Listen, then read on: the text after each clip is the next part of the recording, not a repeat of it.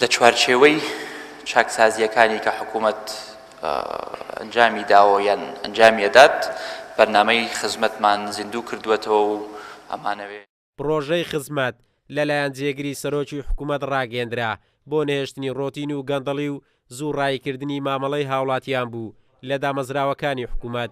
وەزارەتی تەندروستی حکوومەت یەرێمی کوردستانیش لە چوارچێوەی کارەکان و مامەڵەی کۆمپانیەکانی دەرمان بەڕێوەبەراتی کوالیتی کۆنتڕۆلی جۆری دەرمانی گۆڕی بۆ سیستمی ئەلیکترۆنی. بەوتەی وەزیری تەندروستیش بەم هەنگاوە دەتوانرێت زۆرتری مامەڵە بەڕێوە ببرێن. هەموو معاملەیە کە ئەچێت بۆ مختبەر بۆ شوێنەکان هەمووی لە ژووری بەڕێوەبەرەکەەوە دیارە، هەتا ئەو معاملانەی کە دەچێتە گومرگەکان دەچێتە مەتاڕەکان هەروەها کۆمپانیاکان. ئەمە مەرحەلەی یەکەمی ئەم کۆنتڕۆڵەیە. مەرحەلەی دووەمی ئەم کۆنتڕۆڵە ئەوەیە کە لە کۆگاکان و دەرمانخانەکان دابنرێت ئەم کۆنتڕۆڵە. مەرحەلەی سێیەمی ئەم کۆنتڕۆڵە ئەوەیە کە ئەپلیکیشنێک یاخود لەسەر هەر مۆبایلێکی سمارتی هاوڵاتیان ئەپلیکیشنێک دابنرێ. ئەو ئەپلیکیشنە پێڵێ ئەو دەرمانە لە چ سەیدەلیەک هەیە، ئەو دەرمانە بە چ نرخێک هەیە، ئەو دەرمانە کاریگەرە لاوکیەکانی چییە، دۆزەکەی جورعەکەی چەنە، ئەوە چەنە، واتە ئێمە ئەو ڕەچێتەیە ئەکەین بە کوردی.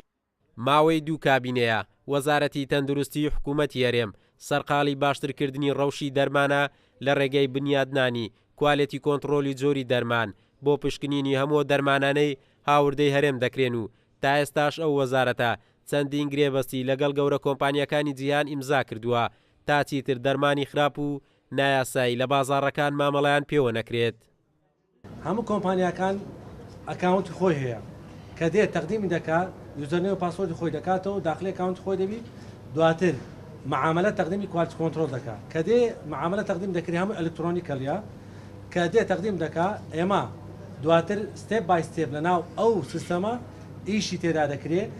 لە چاو ساڵەکانی پێشتر زۆر فەرقی هەیە، تقریبا 180 دەرمانەکان بگرێت لە 90 هەندێک جار بەسەر دەکەوێت فعز دەکرێت.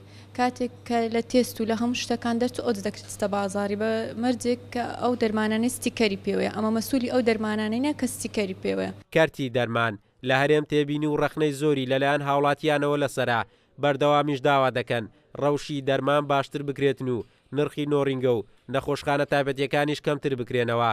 وەزیری تەندروستیش ڕای دەگەێنێت بە جێبەجێکردنی بڕیارەکانی ئەم دواییە حکوومەت لەبارەی کەرتی دەرمان زۆرێک لە کێشەکان چارەسەر دەبن و هاوڵاتیانیش ئەو مافەیان بۆ دەستەبەر دەکرێت کە هەیانە. قارەمان جەوهەر، کورسات نیوز، هەولێر.